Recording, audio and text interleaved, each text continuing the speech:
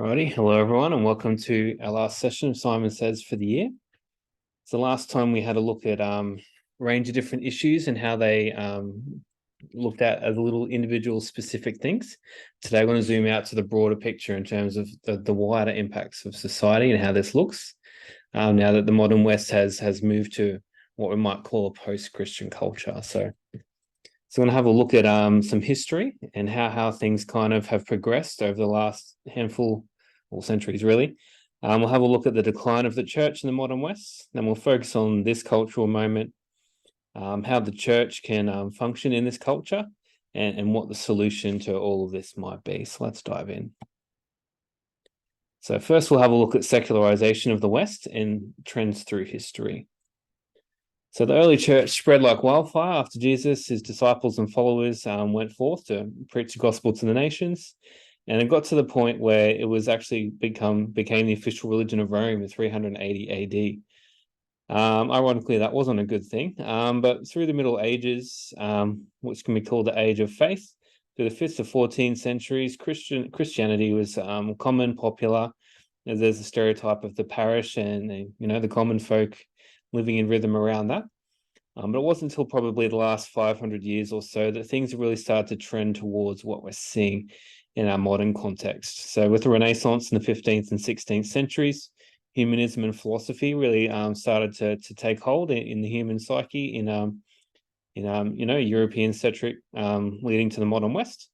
And then we had the Enlightenment in the 17th and 18th centuries, particularly in Western Europe, where science and reason were hailed as the way forward with the development of the scientific method. And obviously huge technological advances have come forth from that. So that's kind of where we're coming before. And so with that in mind, it gives the appearance that religion might have a smaller role to play in terms of the wider society.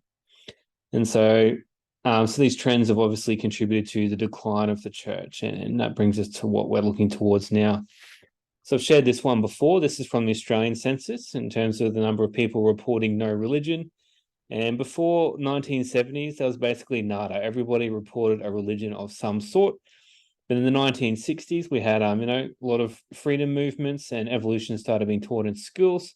And so these trends really accelerated, people walking away from faith, or at least not identifying with it as strongly as before. And those trends are still continuing today. And so this is a self-reported attendance data for monthly religious services in Australia in the last 70 years. And you can see it's basically roughly halved over the last 70 years. So that's kind of a clear illustration of, people reporting no religion and as a result, less attendance of religious services. And so we've got a breakdown of age demographics here. So we've got a lot of young people in the 18 to 34% range, then less than 35 to 49, even lower again, 50 to 64, more in the 65 plus years, and 21% on average across Australia. And so on the surface, this might look really encouraging. Oh, we've got a new generation of young people coming through, but it may also indicate that the church has not been good at holding people for their entire lifetime. It loses them as they grow. And so that's a worrying trend as well. And so some further research here had a look at why that church attendance was that way. And far and beyond, the biggest response was it's relevant to my life, or we don't accept what it's taught, or it's outdated, of issues with clergy or ministers, don't believe the Bible, or just too busy to attend. And so there's some of the common reasons cited for why people don't go to church in Australia.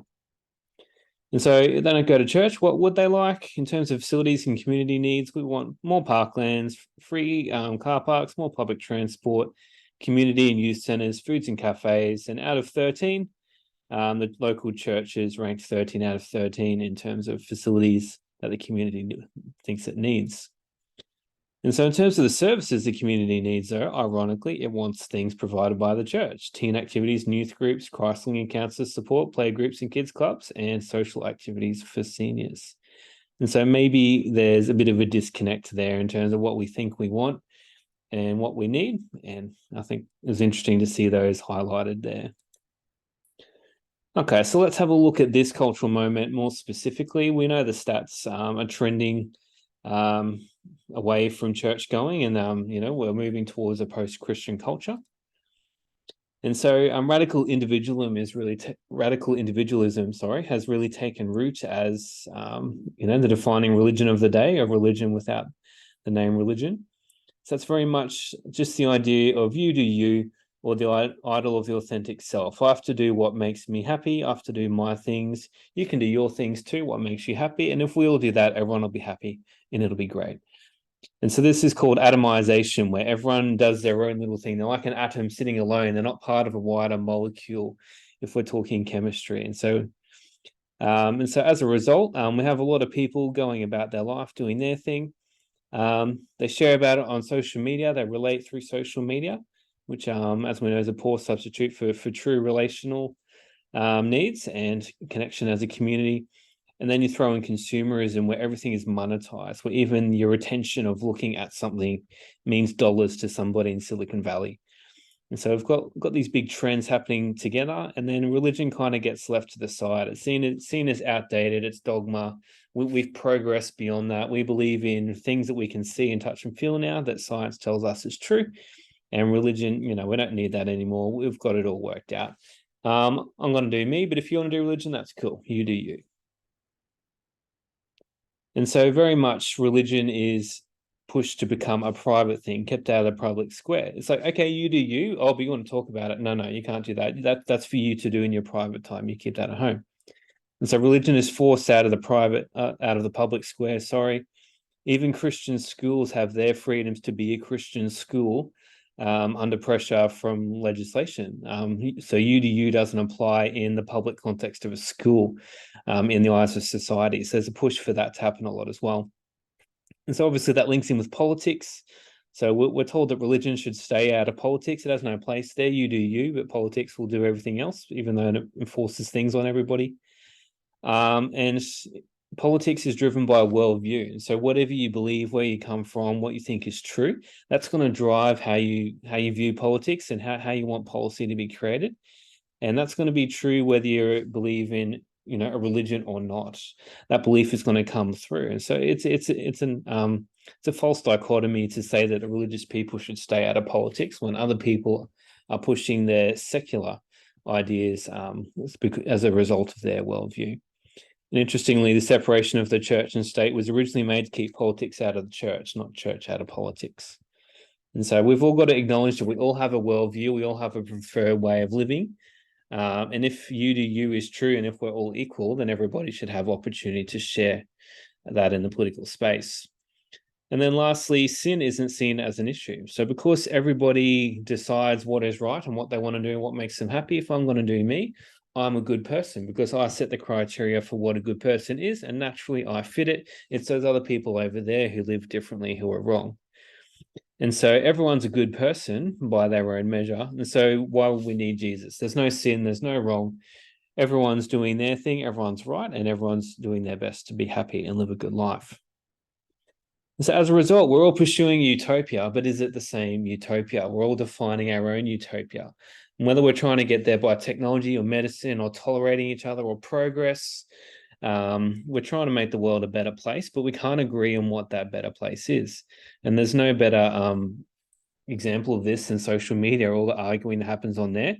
Or the other extreme is the echo chambers that result of the algorithm. We all see content that we all agree with. That's all we ever see. We're never challenged by other ideas. We never have true discussion.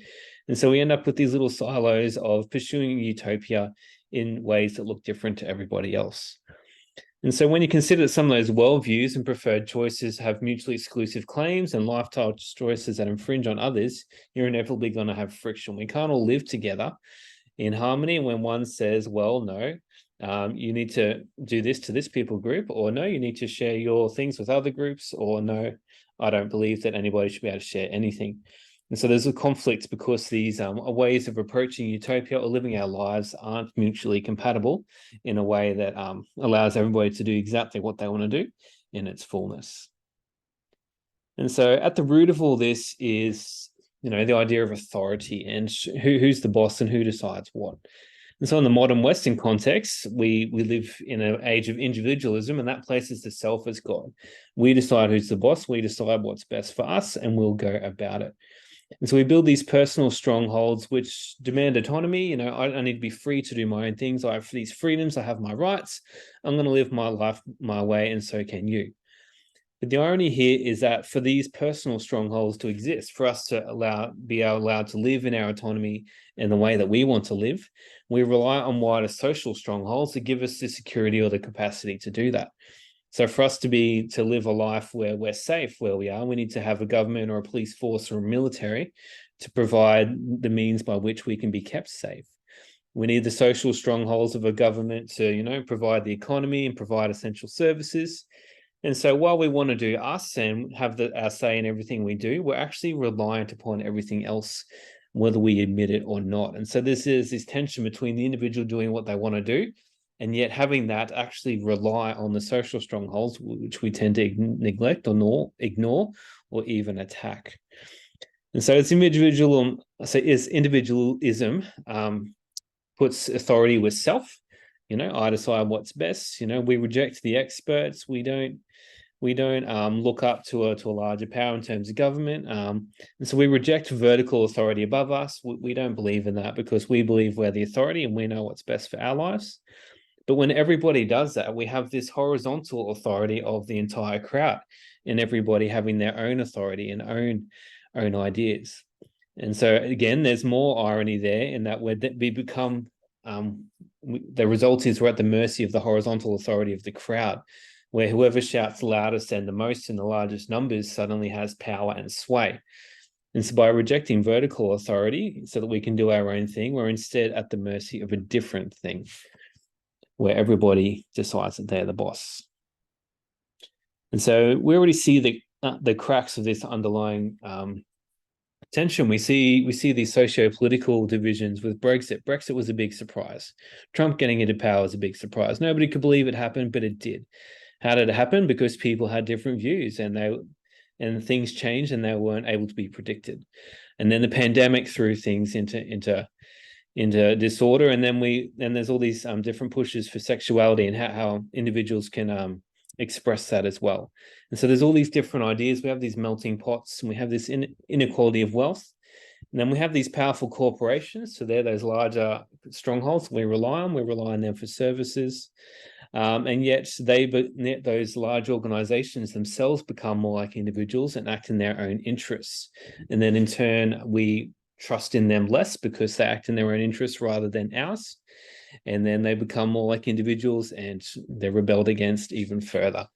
So there's this underlying tension between the individual, the group. Everyone has different things and different says, and we're starting to see some of the damage that can wreak, especially in the age of social media and the internet, where information and ideas can travel at the speed of light. So interestingly, behind this all is there's actually a foundational starting point in our modern Western culture, and that a lot of it was really Judeo-Christian in its foundation and in its values. And so a lot of these principles of freedoms and human rights actually have their origins in Christianity. And so when we, as a society, attempts to move past Christianity, we want all these things. We're actually moving forward and pushing for Christian ideals, but without the Christian backing. And so in the past, this was empowered by God's grace. It was empowered by people living by God's word to allow these things to occur in the way in which they could. And so as we move past that, we're going to enter a period where we have a kingdom, but without the king. And we're trying to make the fruit happen without the root. We're trying to build the house without the foundation under which those ideals come from. And we know that fruit cannot be sustained without a root. We know the house cannot be sustained without a foundation. And so as that Christian foundation falls away in that wider society, we're going to see even more cracks appear as a result. Okay, so with that in mind, that's some of the issues and some of the, the forces at play in our modern context. How might we as Christians or we as the church go about connecting and reaching that culture? How does Christianity survive in a world which is saying no to Christianity? And so an interesting way of considering this is Philip Rife's cultures of missiology. And so he identified 3 different types of cultures. And so the first culture is where a culture there are many, many gods, and the individual is a victim of fate at the whims of these gods. You do sacrifices, you pray, you try to appease them and hope that they don't smite you. And so this is the ancient Greek, Roman gods, pagan gods, all that kind of ideas a lot of early societies had before Christianity was shared in those regions. And so the second culture is rooted in the Judeo-Christian ethic, scriptural cultures. And so this is the idea that the whole universe is arranged around the worship of the one true God who created everything. And so the second culture has been successful in a lot of mission in reaching first cultures, sharing the gospel of Jesus to societies that were worshipping, regional gods or specific gods, and telling them about the gospel of the true God and how they can come to know Jesus and have eternal life. And then thirdly, we have the third culture. And so this is our post-Christian modern societies. And so this third culture defines itself against the second culture. Its energy is devoted to deconstructing and rejecting the second culture. And instead of God being the ultimate authority, the self is now the authority instead. So the third culture is not just a new culture. It's not just a new belief. It's an active rejection and fighting against the second culture from which the third culture came from. And so if we're talking how mission operates, I mentioned before that the second culture was often successful in having mission to the first culture. And so we did that by communicating the gospel to that culture by using symbols and stories and ideas that first culture will understand and value. So it's about bringing the gospel to them in a way that makes sense to them so that they can incorporate that into their culture. And so the risk here was that the second culture would colonize the first culture and force its own culture upon the first culture, so that it would share more than the good news of Jesus, but it would suddenly they'd all be sipping pumpkin lattes as well. And so in communicating the second culture to the first, there was that risk of colonizing them unintentionally that we had to be careful about. And so in terms of the second culture sharing mission to the third culture, so how can we share Christianity in a post-Christian culture? You might think, okay, yeah, we're going to communicate the gospel to them using symbols and stories the third culture will understand and value. So what are the things that the current culture values that we can share to them? And so, yeah, that makes sense. Great, let's do that. But instead of the worry being that the second culture will colonize them, the worry is actually that the third culture will colonize the second culture, because the third culture is just as evangelical. It has ideas and it will force its ideas upon you and it will cancel you if you don't fit in with those ideas. And so as Christians living in this post-Christian world, we have to be very vigilant to ensure that the world isn't influencing us rather than us influencing the world in having our capacity to share Jesus as he commanded. And so mission by cultural relevance is impossible. So the third culture and its demands are always shifting. There's always social media. There's always political changes. So you can either chase that and try to keep up, and that's a losing game. Or even if you do get there, it's inevitably going to ask something different than Christianity will. And so that invites compromise. And so either way, you're going to have this flawed approach of always playing catch up and always being behind in the relevant stakes, or inevitably compromising and removing the power of the gospel that you're trying to share in the first place. And we've got to remember too that the third culture is dominated by a dogma, and that dogma is that there is no dogma. So how do you share dogma with the dogma of no dogma? And the answer is you can't rely on dogma to do that. And so the question then is, okay, so how can the second culture, how can Christianity share its message in a post-Christian world? And so we can look to the example of Daniel, who lived in the Babylonian world, but was not of it. He was a Jew, he followed God, and he and many other Israelites were exiled in the Babylonian world, and yet he still managed to live his lifestyle within that Babylonian world. He lived in it, but he was not of it. So he was strongly discipled in the way of Jesus. He still prayed to Jesus 3 times a day. He still ate food as commanded by the ways of the Israelites, and so he was able to stay true to his beliefs. And even when it was forced upon him in terms of saying, "Hey, you must pray to the king," he would say, "All respect to you, king, but my God says no, I will not do that." And he even risked death as a result of that. And so here's the example that we can follow in terms of living in our current culture, but not being of that culture. And in Jeremiah 29, it's interesting that the Lord said to the Israelites, "Pray to the Lord for the city, because if the city prospers too, you will prosper." So the idea was not to throw it, not to rebel, not to have revolution and throw down the culture around them. It was to work for that culture, prosper within that culture, but follow God within that. And I found an interesting quote too, and that C.S. Lewis said that those who did for the most for the world around them were those who were thinking of the next world. So be in the world, but not of it. Don't try and smash all the things you see that you disagree with, but just follow your way. So follow God's way, and that's going to have to be enough. And so that's a great idea, but how do we do it? What do our methods look like? And so there's a couple of ideas here that we can consider in terms of code or pitch. And so code is motivated by a higher religious or communal duty. So self-denial or sacrifice for a higher cause or a higher power. And so obviously that's religion. We sacrifice and we follow a higher God. We have this higher communal duty, and being a part of that gives our lives higher meaning. Whereas the flip of that is pitch, which is basically clearly advertising and competition. And so that's motivating people by the promise of gratification or self-reward. So what can I get? What can you give me? And self-expanding those people through personal benefit, whatever that may look like. There's an interesting case study about this in terms of Al-Qaeda and ISIS. So obviously both religious extremist groups, but they went about things very differently. So Al-Qaeda went by the principle of code. So they had their beliefs and they had a higher power, and they were all working and self-sacrificing to be part of that. And so they were impossible to deal with in terms of just regular military means, because they had this networked decentralized structure, and militaries didn't know how to deal with them. And they had these ideals, and it was adhered to by these followers, and it spread like wildfire as those followers spread those ideals. And they were capable of doing, really, really powerful things because they had this discipline and fortitude afforded to them by working towards that higher power. And so it allowed a lot of them to go undercover for years, which allowed them to make attacks, or even to the point of death with suicide attacks. And so let's contrast this with ISIS, which very much relied on pitch. And so it's not just a modern Western perspective. The world as a whole is becoming more globalized and more individualized. And so suddenly, appealing to a code, that's a lot of sacrifice. No, thanks. I don't want to be part of that Al-Qaeda stuff. And so ISIS, they rejected the idea of code. They talked about revolution and, hey, what can we do for you? What are the benefits? And so suddenly, instead of virgins and glory being a promise of the afterlife, they became the promise of the now. They provided that now. Come on, come fight for us. You'll have all these benefits. And so they recruited with pitch. And so all these young people will come to fight, live out their Call of Duty fantasy.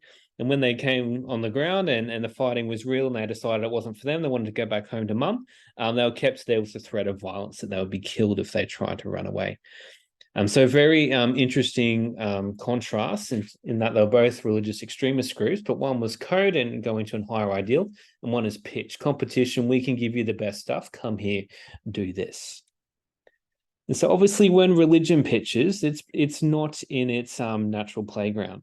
So code is constant, where a pitch it's all about the competition. Who's got the best stuff at the time? And so in the church, we can promise rewards, and there are real rewards to Christianity. There's salvation, knowing God.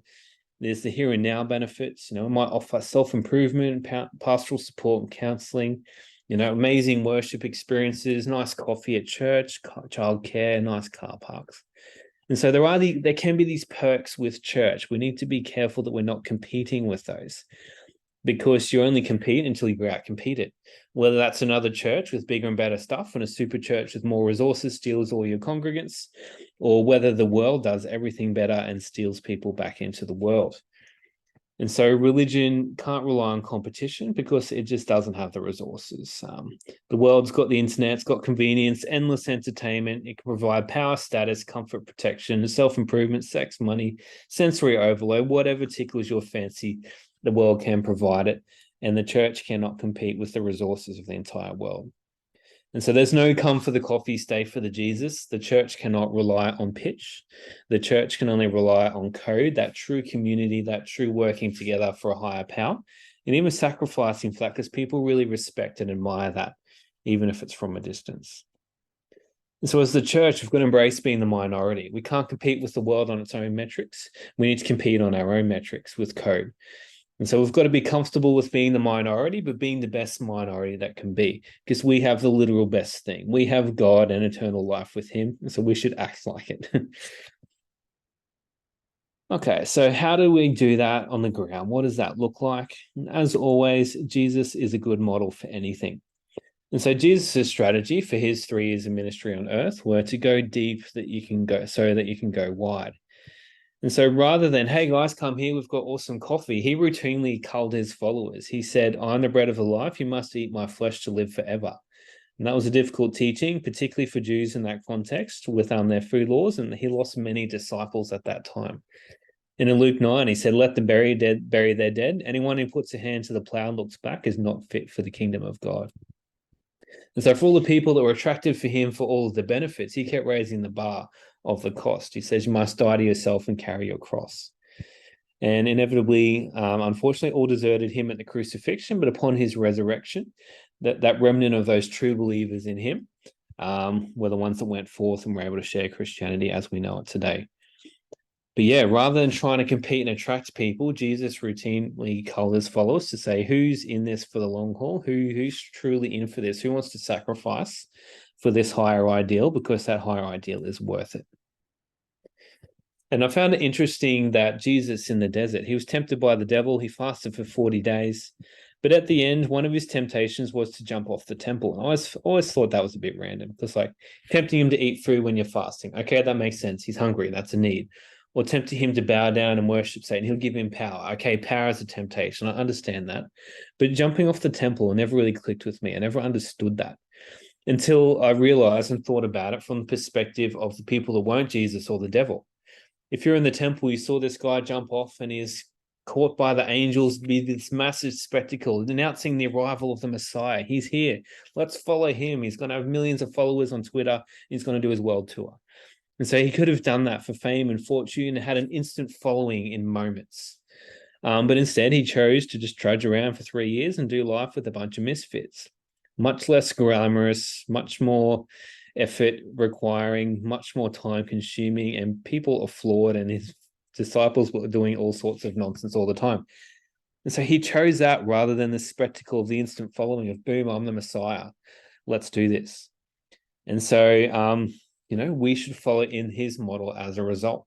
So we should walk in his footsteps, becoming more Christ-like and refining our character and building up those around us and doing life with those around us in that long, painful, messy journey, rather than looking for the big quick fix, the splashy, the getting the followers, which can come quickly, but they can also go quickly as well.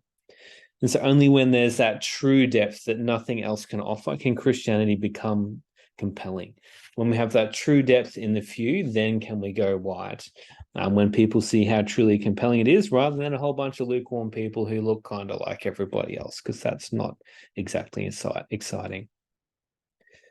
And so the roadmap for utopia is that only God is perfect. There can be no perfect utopia. We can't agree on what that is in the first place, but even if we could, we're not going to achieve it this side of heaven because people aren't perfect and neither is this world. Only God is perfect. He's sovereign. He's going to bring a new heaven and a new earth, and then the true utopia can happen with his people. But for now, his solution in this earth is renewal or revival. So moving powerfully among his people. And again, that requires depth so that he can go wild with an outpouring of his spirit. And that will happen in his time and his way. And so our job in the meantime is to be discipled in his ways, follow him, pray, seek his will, pray for renewal, pray for revival, and live in hope that he'll do that through us and in our communities. So there we have it. We've had a look at how the West has become increasingly secularized, how the numbers in the church have declined as a result. We've had a look at our culture in terms of how it looks like now with individualism, and how we can reach that culture through mission. So going from the second culture of Christianity through to the third culture, while living in that world by not being of it, not being impacted in the opposite direction by the world around us. And so we had a look at the idea of code versus practice and what that looks like, and code and pitch. And then we've had a look at the solution in following the ways of Jesus. So just wanted to touch on some key references. A lot of these ideas were formed by this Cultural Moment podcast by John Mark Comer and Mark Sayers. So this is found wherever you find podcasts. Really brilliant talks a lot about our society and intersection of Christianity, what that looks like, but also has this theme of revival and renewal through it as well. And a couple of great books by Mark Sayers, A Disappearing Church, talking about the trends of why the church is, falling away in the modern West, and also the non-anxious presence in terms of how we can be a presence of leadership around us, and that interplay between the individual and the wider strongholds. So that's it for today. That's it for this year. Thank you for listening. It's been a pleasure.